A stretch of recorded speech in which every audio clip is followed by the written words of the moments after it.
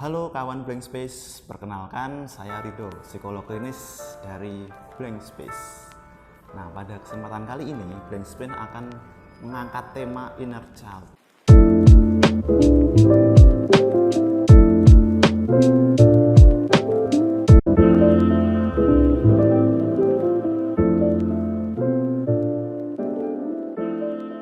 Nah, apa itu inner child? Kalau dari bahasanya ya, kan itu artinya anak-anak. Tapi bukannya kita udah dewasa. Kalau kita udah dewasa kan berarti udah bukan anak-anak lagi. Nah, mari kita akan bahas bersama. Coba teman-teman bayangkan ketika teman-teman itu anak-anak. Nah, apa yang terlintas di pikiran? Pastinya akan pengalaman yang menyenangkan seperti bermain, kemudian berlarian tanpa takut terkena masalah dan hidup menjadi bebas seperti itu. Nah, itu adalah ciri-ciri dari anak-anak. Memang inner child ini adalah bagian dari diri kita yang mewakili sifat dari anak-anak tersebut. Jadi inner child ini bukan sesuatu yang menjadi masalah gitu, karena dari situ merupakan sumber dari kebebasan, keberanian, optimisme. Yang menjadi masalah adalah ketika inner child itu terluka. Nah, kalau inner child-nya itu terluka, anak kecilnya terluka, apa yang akan dilakukan? Pasti dia akan menangis, kemudian merengek dan akhirnya membuat repot gitu. Jadi analoginya hampir mirip seperti itu. Ketika kita memiliki inner child yang terluka, kita akan membawa anak tersebut dalam diri kita sampai kita dewasa.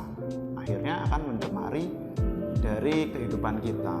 Nah, contohnya gini, pernah nggak teman-teman itu merasa udah sedih, selain sedih kemudian juga ketergantungan dengan orang lain atau memiliki adiksi gitu. Nah, itu bisa jadi tanda inner child kita sudah terluka. Kenapa inner child ini bisa terluka? Yang pertama itu kalau kita lihat ya dari rentang perkembangan manusia kan dimulai dari anak-anak. Setiap anak-anak itu memiliki kebutuhan-kebutuhan dan tugas-tugas perkembangan. Namun apa yang terjadi ketika kita anak-anak, pasti kita memiliki suatu masalah yang besar ya. Kayak misalnya nih, ketika kita bermain kemudian kita menangis karena jatuh, lingkungan bisa saja membuatnya menjadi hal yang bermasalah gitu, seperti jangan menangis. Kemudian juga ketika kita sedang tertawa bebas gitu juga kita dimarahin, misalnya jangan teriak-teriak gitu. Itu kan menjadi kita merepress emosi kita gitu. Akhirnya kita menjadi merasa bahwa ada yang salah dengan diri kita gitu, karena kita dibatasi, kita nggak jadi diri yang otentik. Nah, itu yang terjadi ketika anak-anak. Kemudian ketika kebutuhan akan kepercayaan dan rasa sayang itu tidak terpenuhi karena banyak tuntutan dan permasalahan, akhirnya luka itu tetap ada dan kita bawa sampai kita dewasa. Nah, itu yang kemudian termanifestasi dari perilaku-perilaku seperti adiksi, ketergantungan dengan orang lain gitu, karena ada luka yang belum selesai, unfinished business. Kalau seperti itu, apa yang harus kita lakukan? Jadi ketika kita memiliki inner child yang terluka, memang dibutuhkan suatu action gitu ya, atau sosok yang bisa untuk istilahnya menyayangi dan merawat anak tersebut. Nah, siapa yang paling bisa? Yaitu adalah diri kita sendiri gitu. Jadi ada yang anak-anak, tapi ada juga diri kita yang dewasa, inner adult gitu.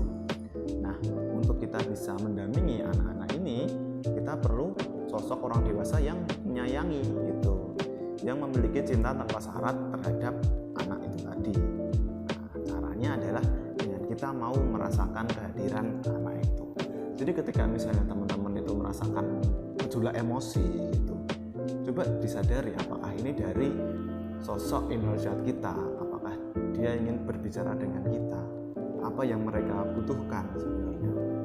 Dengan menyadari itu, akhirnya kita bisa tahu bagaimana kita menghadapinya.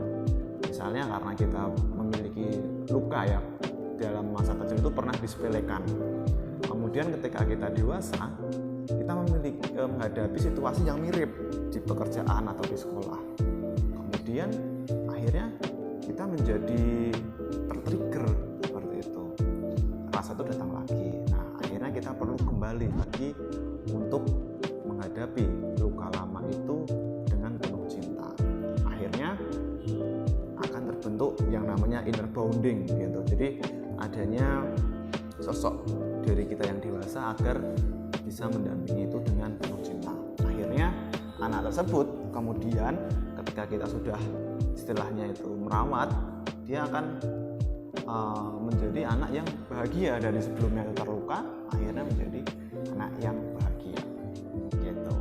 Jadi Indra Jati ini adalah sosok yang ada di dalam diri kita, bukan menjadi sumber masalah, karena mereka adalah sumber dari kesenangan, optimisme, dan kebebasan. Namun yang menjadi masalah ketika Indra Jati itu terluka. Jadi tanggung jawab kita untuk merawat dan menjaga dia agar tidak terluka. Oke, seperti itu. Apabila teman-teman masih ada yang ingin ditanyakan, silahkan DM blank space di sini atau di sini. Oke, dadah.